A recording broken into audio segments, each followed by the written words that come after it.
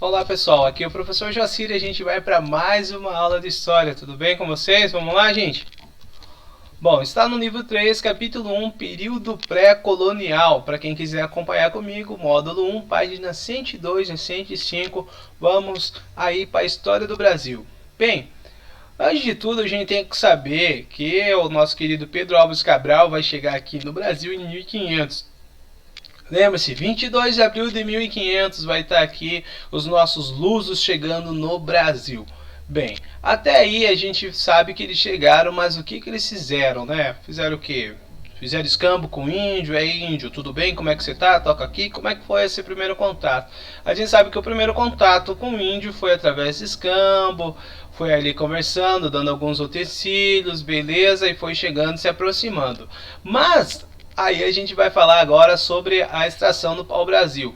Bem, em 1503, gente, quando vocês já estavam mais ligadinhos com os índios, vai começar a extração do pau-brasil. Por isso que tem um mapa ali de 1500, gente. Veja aquele mapa ali, muitas embarcações aí estavam vindo para o Brasil atrás desse pau-brasil, que foi a principal atividade econômica. Mas só que entenda uma coisa, né, gente? Lembra-se de pau-brasil? Por que veio o nome, né? Pau-brasil, daí depois veio o Brasil. Antes, quando chegaram aqui, qual era o nome? O índio deu um nome para esse Brasil. Qual que era o nome, gente? Lembra-se? Pindorama, lugar de todos aqui era Pindorama. Antes era a terra de Veracruz, depois vai passar de pau-brasil, de tanto comércio de pau-brasil. Lembra-se, Brasil lá, com sotaque português. Brasil, que vem de brasa, daí ficou Brasil.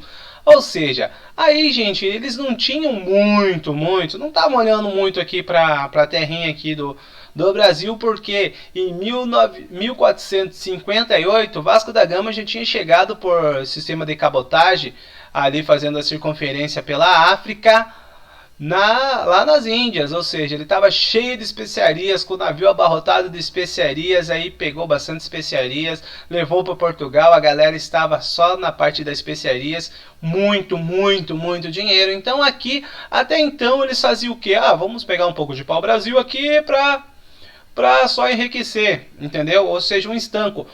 Por que um estanco? Porque a nossa querida Portugal e Espanha não passaram pela Revolução Industrial. Ou seja, tudo eles pegavam da colônia. Eles tinham colônia na África também. Então eles compravam até alimento. Portugal ficou muito rico, não passou pela Revolução Industrial. Então eles compravam até alimento. Ou seja, se você ficar comprando, uma hora o dinheiro acaba, né?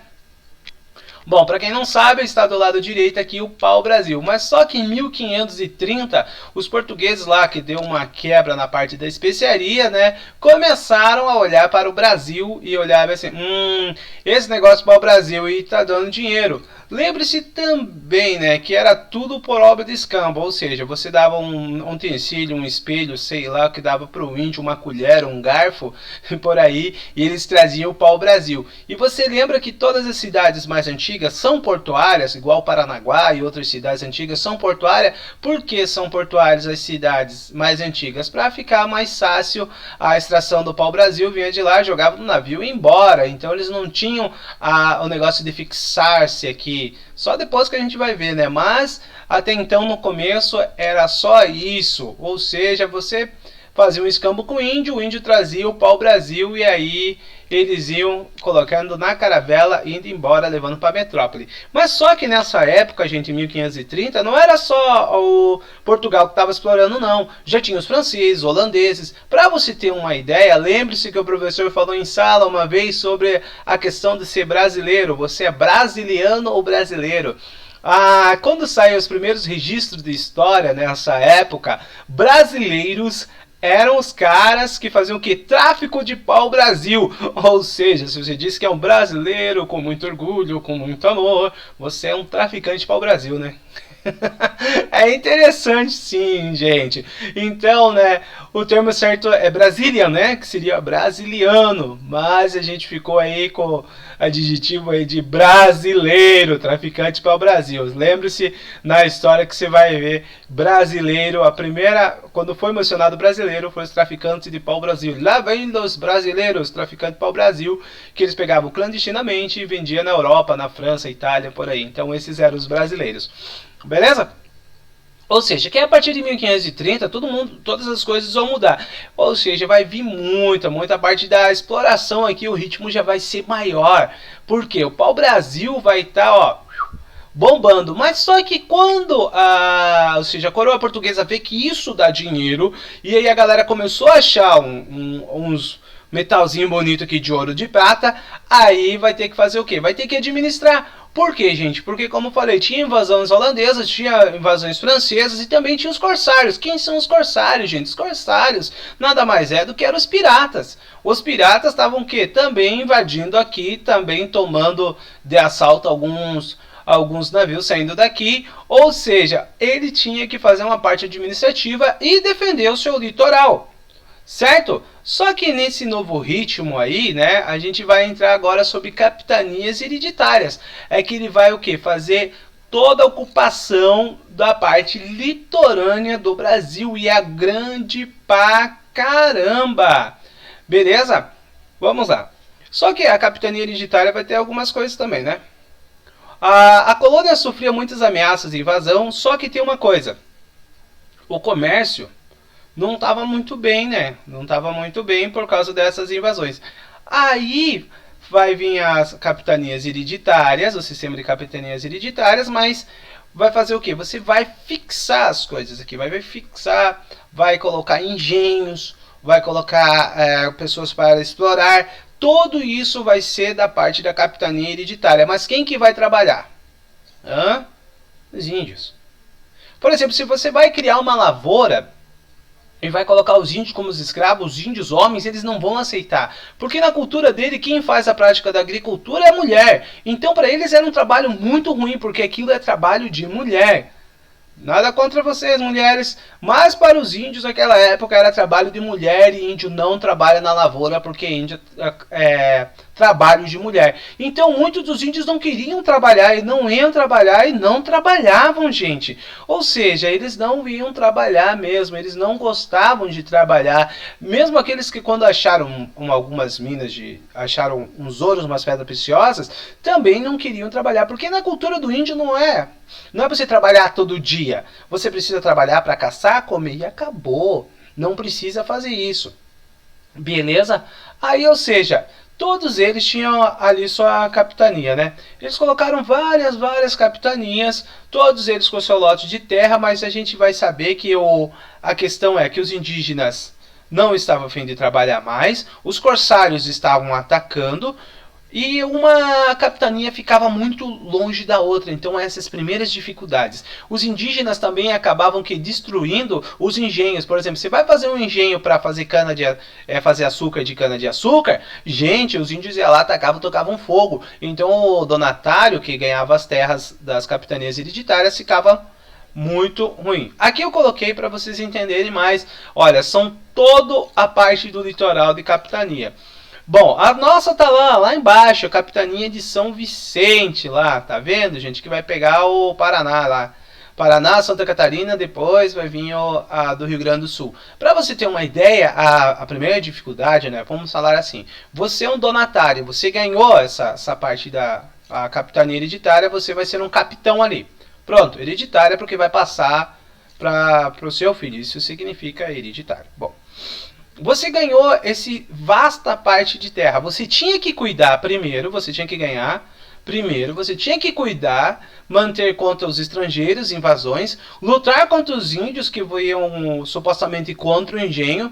Além disso, você ainda tinha que dar 20% do ouro, se você achasse, para a coroa. E 20% do seu lucro. Vai dizer assim, ó, o negócio é o seguinte, você ganhou. Bom, não ganhou assim não de mão beijada não. Você tem que pagar também a coroa e dá, porque a coroa vai te dar vai te dar todo o suporte ali. Mas era o que? Demorava muito o suporte. Por exemplo, eles tinham que colocar alguns mercenários para ajudar eles, porque os índios vinham, atacavam os engenhos, quebravam tudo, às vezes vinham os piratas e destruíam tudo, levavam tudo e você ficava sozinho. E a grande dificuldade é que uma capitania é muito longe da outra.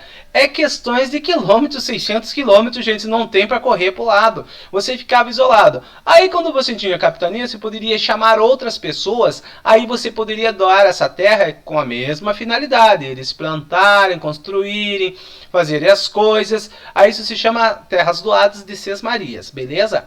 Aí, ou seja, essa parte não estava boa. A única que ficou ali remanescente é de São Vicente, gente, que ficou ótimo, e lá no Pernambuco. Só que deu certo, uma deu certo na plantação de cana-de-açúcar. O resto estava tudo a perigo, não estava dando certo. Os índios estavam atacando forte, os corsários estavam atacando forte, não tinha como. E para você ter uma ideia, vai plantar, vamos dizer assim, vamos plantar aqui, vamos plantar arroz, feijão, você tinha que derrubar toda a mata, certo? Você vai derrubar, vai tocar fogo, mas só que aqui tinha uma formiguinha chamada saúva e também as mariposas, tem relatos dos primeiros colonos, diz que era uma peste, porque eles destruíam tudo, invadiam tudo, comiam tudo, gente. Então era bem terrível isso, não tinha como, às vezes você ia caçar, você vai ter que caçar, vai lá caçar para comer, o índio te mata. Então era terrível essa parte da capitania hereditária. Entendido até aqui? Bom, aí temos aqui uma coisa chamada Sesmarias, que eu falei, que são os lotes de terras distribuídos a quem tivesse capital para devolvê-las. Ou seja, quem tem dinheiro lá, o cara chamava o capitão mor, falava, ó, tem aqui, você quer? Quero. Aí você tinha que fazer muitas coisas, você tinha que colonizar, você tinha que catequizar os índios, que não era uma coisa fácil, ou seja, você tinha que fazer uma base latifundiária, um sistema de agricultura. Não estava sendo fácil, como o professor falou, além dos índios te atacarem, além de tudo te atacar, ainda tinha muitos insetos que destruíam tua lavoura. Então essa vida da pré-colonial não estava fácil, mas ali a ideia era de promover as primeiras vilas, né? Muito bem. Aqui, ou seja, depois de tudo isso daí acontece o quê? Que não estava dando para a capitania hereditária, a gente vai ter que centralizar o poder e mandar um governo geral para administrar tudo isso daí, né? Ou seja, o capitão donatário exercia o poder dentro das suas terras. Agora, o governo geral é que ia mandar basicamente todo o Brasil. Mas lembre-se, gente, que é uma coisa muito longe uma da outra.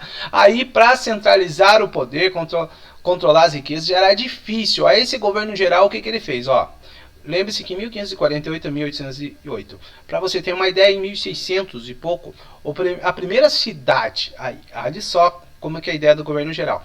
A primeira cidade a ser explorado o ouro foi Paranaguá, mas era um ouro de aluvião, que não valia muito.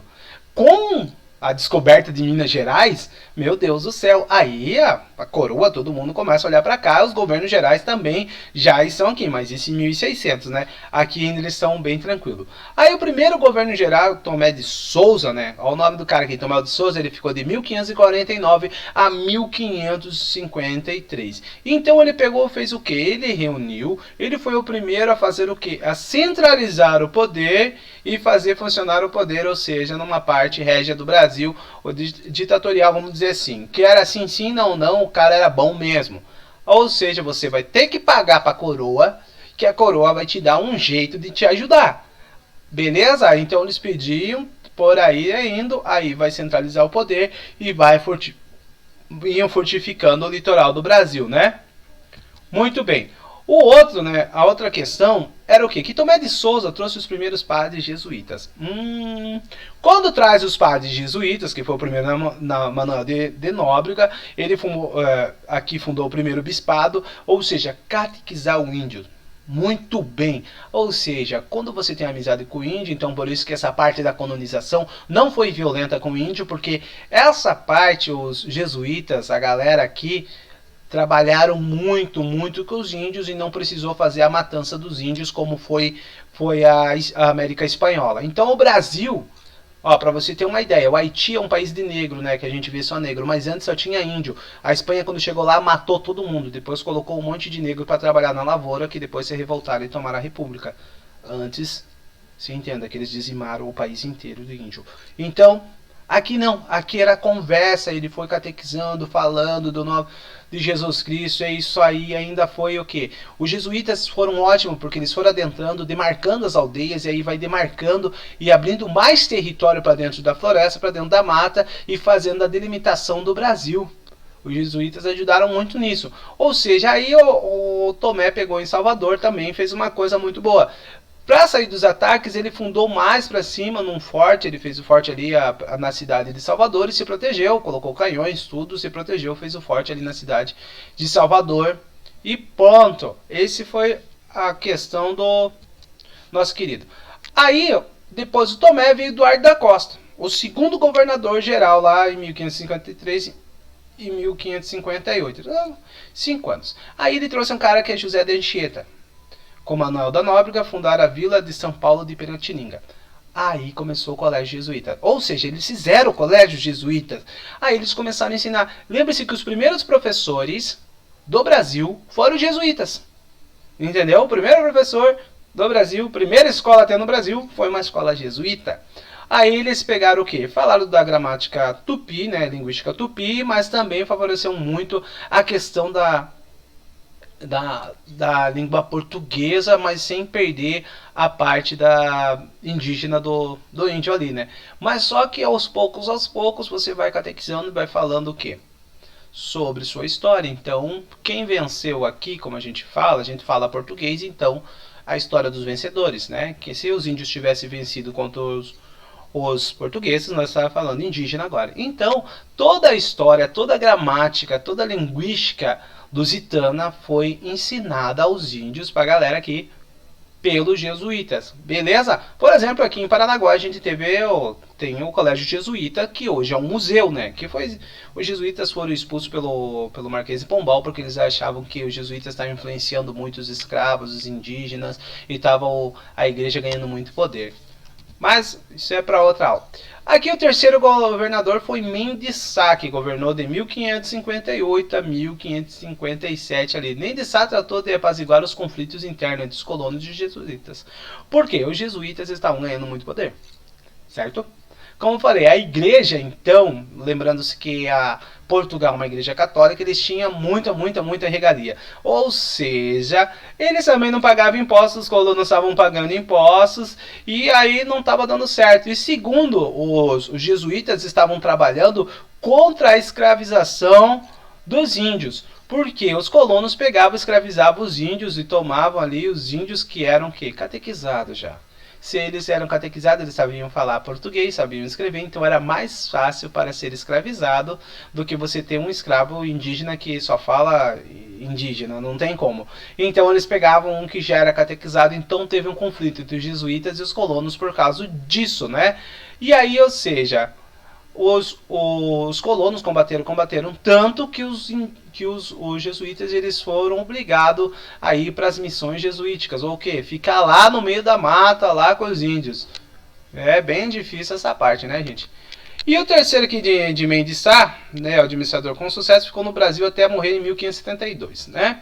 Depois veio Sebastião, que estabelecer 2 governos, que justificando que as terras do Brasil são tão grandes distantes uma da outra que não podia ser inteiramente governados como cumpria. Bom, esse cara, eu acho que o cara que tem visão, né? Porque você sabe que o Brasil é muito extenso e ter um governo só é muito ruim. Lembre-se que naquela época não tinha internet e não tinha telefone. Então o governo quando estava presente, todo mundo obedecia. Mas quando saía fora, cada um fazia o que queria. Ou seja, tem muitas pessoas que eram ainda os capitão-mor, pessoas que trabalhavam, que tinham suas sesmarias, que tinham suas terras, eles achavam e guardavam tudo para eles. Vocês acham que mandar para a coroa é ruim? Entendeu? Ou seja, então a ideia do nosso querido aqui foi de fazer o que, o Sebastião?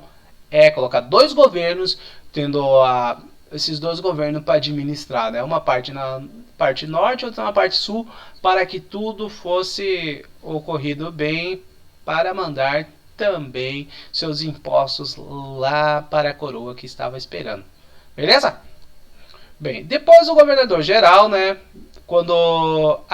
Vai acabar quando a família real portuguesa se instala no Brasil. Quando que a família real se instala no Brasil? Lembra-se lá da guerra, Revolução Francesa, depois a era napoleônica. Você sabe que Napoleão lá foi atrás de Portugal, que estava, por causa do bloqueio continental, Portugal estava fazendo relações com a Inglaterra. Aí veio para o Brasil por causa da guerra napoleônica, chegou aqui. Aí quando vai se estabelecendo, né, vai ter o fim do governo geral, vai ter o fim das Cismarias. Não, quer dizer, Cismaria ainda vai continuar, né? Porque não porque a família real vai chegar em Salvador, depois vai vir pro Rio de Janeiro. Ainda vai ter os capitães, né? Os capitão. Por isso que lá no Nordeste, aqui uns lados lá, muita gente fala de coronel e capitão. É desde aquela época, gente. Beleza? Então, com a instalação da família real aqui, vai acabar os governos gerais, né? Passaram a ser chamados de vice-reis. Pronto. E quando o sistema de capitanias ele continua existindo até 1821, mais ou menos, e depois a capitania hereditária já não vai ser mais chamada de capitania hereditária, vai ser chamada de províncias. Beleza?